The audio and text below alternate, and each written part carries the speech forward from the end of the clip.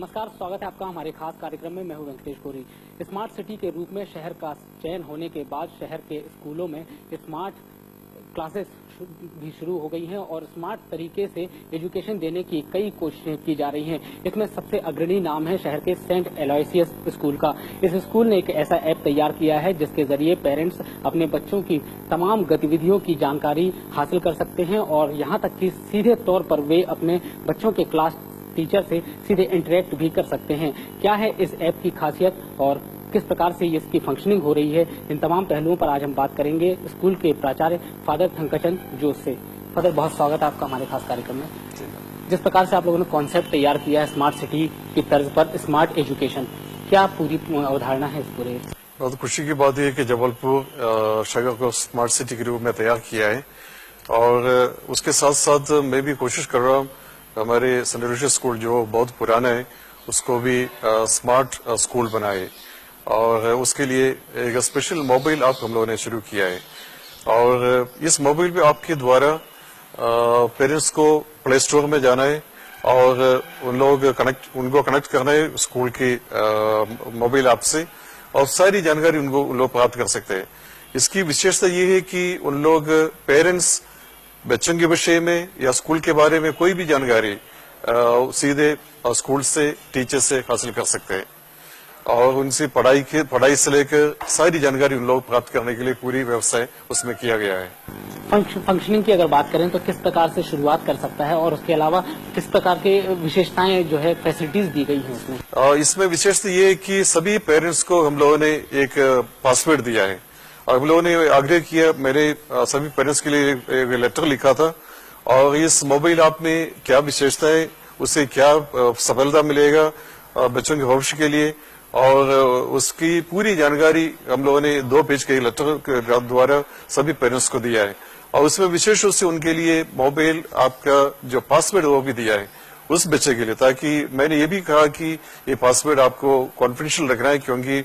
ये password leak होने पर उस बच्चे के बारे में पूरी डिटेल्स दूसरे भी हासिल कर सकते हैं, इसलिए उनको कॉन्फिडेंशियल रखना है। तो मोबाइल ऐप खोलने के बाद पासवर्ड डालने से तुरंत उस बच्चे का नाम आएगा, कौन कौन टीचर्स उनको पढ़ा रहे, क्या क्या विषय पढ़ा रहे और स्कूल में उनको क्या पढ़ाया गया उसी दिन और कोई होमवर्क दिया कि नहीं और कोई भी फंक्शन है कि नहीं, पूरी डिटेल्स उन लोग उसमें से मिल सकते हैं। और ये इंटरैक्टिव ऐप है, यानी पेरेंट्स प्रश्न कर सकते हैं टीचर से, टीचर उसके लिए उत्तर भी दे सकते हैं और साथ ही साथ उन लोग प्रिंसिपल से भी संपर्क कर सकते हैं, यानी कोई भी बात उनको प्रिंसिपल के नोटिस पर लाना है या स्कूल की और भी विकास के लिए कुछ करना है तो उसके लिए भी उसमें हम लोगों ने दिया है। क्या ये मान लिया जाए कि शहर का सिलेक्शन होने के बाद आप लोग इंस्पायर हुए हैं इस प्रकार का क्रिएटिव सोचने के लिए? मैं तो इसी के लिए कार्य कर रहा था क्योंकि एकदम जल्दी नहीं कर सकता था और पिछले 2-3 महीने से मैं ये काम कर रहा था क्योंकि जबलपुर का भी नाम भी स्मार्ट सिटी के रूप में आ रहा था, तो मैंने सोचा कि हमारे स्कूल को भी स्मार्ट स्कूल बनाना चाहिए। मैंने बच्चों से पूछा कि क्योंकि बच्चे नहीं चाहते कि सीधा स्कूल पेरेंट्स से संपर्क करे, तो मैंने बच्चों से पूछा पहले कितने लोग मोबाइल ऐप आपके पेरेंट्स से संपर्क स्कूल करने से कितने लोग खुश रहेंगे, कितने लोग उससे उसमें आगे आ सकते हैं। तो कोई भी हाथ ऊपर नहीं कर रहा था क्योंकि वो लोग नहीं चाहता थे कि बच्चे स्कूल उनके माँ बाप से रोज संपर्क करते रहे। मैंने पूरी जानकारी देने के बाद मैंने बताया कि हमारे सिटी मध्य प्रदेश में 3 सिटी है जो स्मार्ट सिटी हो चुका है, उसमें जबलपुर है और मैंने बताया कि जबलपुर को स्मार्ट सिटी के रूप में घोषित किया, तो क्या अपने स्कूल को भी स्मार्ट स्कूल बनाएंगे, क्या कितने स्कूल बनाना चाहते हैं मैंने पूछा, तो सारे के सारे बच्चे हाथ ऊपर किया। तो हम लोगों ने काफी कोशिश किया है और लेकिन इसकी विशेषता ये है कि आपकी जो मोबाइल जो है उसी की मेमोरी ये नहीं लेंगे क्योंकि आप कुछ भी डाउनलोड करने से मेमोरी ले लेते हैं मोबाइल की, लेकिन इसमें ऐसा कोई भी मेमोरी नहीं लेंगे और जो आप पूछ सकते उसके बाद वो निकल गई और टीचर से संपर्क सेट में सेव नहीं होगा उसमें, और लेकिन ये सर्वर पर पूरा सेव रहेंगे, उन लोग बाद में उन लोग वापस ले भी सकते हैं उसको। आपने ऐप बनाने के पहले बच्चों से जानकारी ली होगी, कितने सारे पेरेंट मतलब फीडबैक क्या है, कितने पेरेंट्स के पास इस टाइप का एंड्रॉइड मोबाइल चलाते हैं, कितने लोग इंटरनेट से रेगुलर जो है यूज करते हैं? मेरे ख्याल से हमारे स्कूल के अधिकांश पेरेंट्स, चाहे वो इकोनॉमिकली बैकवर्ड हो कुछ भी हो, लेकिन एंड्रॉइड मोबाइल सभी के पास है। और मेरा कोशिश यही था कि पेरेंट्स रोज स्कूल में नहीं आना चाहिए, उनकी समय की कीमत, समय बहुत इम्पोर्टेंट है और रोज हर एक बात के लिए स्कूल आने की आवश्यकता नहीं, लेकिन घर पर बैठे ही या यात्रा करते समय या कोई भी शहर जाते समय उन लोग सीधे स्कूल से संपर्क में आ सकते हैं। स्कूल में आने की कोई आवश्यकता नहीं है, इसकी विशेषता। क्या ऐसा आप मानते हैं कि इस ऐप के लॉन्च के बाद, इसकी यूज बढ़ने के, इस्तेमाल बढ़ने के बाद रिजल्ट में कोई चेंजेस आएगा, रिजल्ट में सुधार होगा या फिर जरूर आएगा? क्योंकि अभी कोई बच्चा नहीं बोल सकते पेरेंट्स को कि कोई क्लास नहीं लग रहेगा, आज पढ़ाई पूरा हो गया और स्कूल नहीं लग रही इसलिए मैं स्कूल नहीं जाऊंगा, ऐसा कोई भी बोल नहीं सकते, क्योंकि स्कूल में जो भी पढ़ाया जाता है वो सीधे उनको मिलता रहेगा और रोज क्लास लगता है उसकी पूरी जानकारी उनको मिलता रहेगा। और बच्चों के भविष्य के लिए माँ बाप और स्कूल दोनों मिलकर ही मेहनत करने की आवश्यकता है। ये केवल स्कूल मेहनत करने से बच्चों के भविष्य नहीं बनते और माँ बाप के साथ दोनों मिलकर बच्चों का भविष्य उज्जवल बना सकते हैं। और मेरा कोशिश वही है कि माँ बाप को, पेरेंट्स को बहुत ज्यादा इम्पोर्टेंट रोल दे स्कूल में, स्कूल के संचालन के लिए और बच्चों के भविष्य को उज्जवल बनाने के लिए। ये मेरा उद्देश्य है। सर, ऐप आप लोगों ने तैयार किया है, डाउनलोडिंग की हालांकि ये तो इनिशियल स्टेज है, डाउनलोडिंग की संख्या तो अभी हालांकि आपके पास नहीं आई होगी। अगर चेंजेस की बात करें, किस प्रकार के सुधार आने वाले दिनों में इस ऐप में कर सकते हैं? क्योंकि ऐसी चर्चा हो रही थी कि बच्चा अगर क्लास में एंटर होगा तो पेरेंट्स के पास मैसेज जाएगा, जैसे ही आउट होगा तो भी उसका मैसेज जाएगा, तो इसके पीछे क्या लॉजिक है? मेरा कोशिश ये है कि हम लोग बायोमेट्रिक मशीन को एस्टेब्लिश करें और क्लासरूम में बाई हैंड मैनुअल अटेंडेंस लेना भी बंद करें और जैसे बच्चे अंदर आए तब ऑटोमेटिकली अटेंडेंस लग जाएगा और जैसे बच्चे निकल जाते उस समय भी उसका अटेंडेंस वापस जाने के भी अटेंडेंस लग जाएगा और अटेंडेंस लगने के बाद, समय होने के बाद फिर ऑटोमेटिकली उसका SMS पेरेंट्स के पास मिलेगा कि आपका बच्चा स्कूल में उपस्थित है या नहीं। तो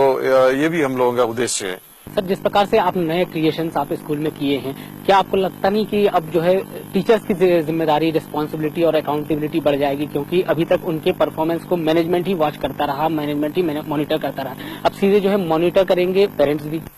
जरूर, आपने सही बताया। क्योंकि अभी तक हम लोग लेसन प्लान लोग बनाते थे, मैं खुद उसका देखभाल करता था, लेकिन मैं यहाँ तक नहीं देखता था कि वो पूरा लेसन प्लान के अनुसार ही पढ़ाते हैं कि नहीं। लेकिन अभी पेरेंट्स भी मॉनिटर करेंगे, क्योंकि जो भी उसी दिन पढ़ाया है वो उसको मोबाइल ऐप पर डालना जरूरी है और पेरेंट्स को भी, एजुकेटेड पेरेंट्स जरूर मॉनिटर करेंगे कि बच्चों को क्या पढ़ाया, टीचर्स कुछ पढ़ा रहे कि नहीं। ये सब चीज पेरेंट्स को भी लग जाएगा, क्योंकि यहाँ के सभी बच्चे जो उनके पेरेंट्स इन्वेस्ट कर रहे हैं उनके भविष्य के लिए, तो इन्वेस्ट जैसे करते हैं, जैसे फी के रूप में, ये इन्वेस्टमेंट जो है वो पूरे भविष्य के लिए, उनके पूरे लाइफ के लिए पेरेंट्स इन्वेस्ट कर रहे हैं और वो इन्वेस्ट का कुछ फायदा, कुछ लाभ मिलता है कि नहीं, ये भी पेरेंट्स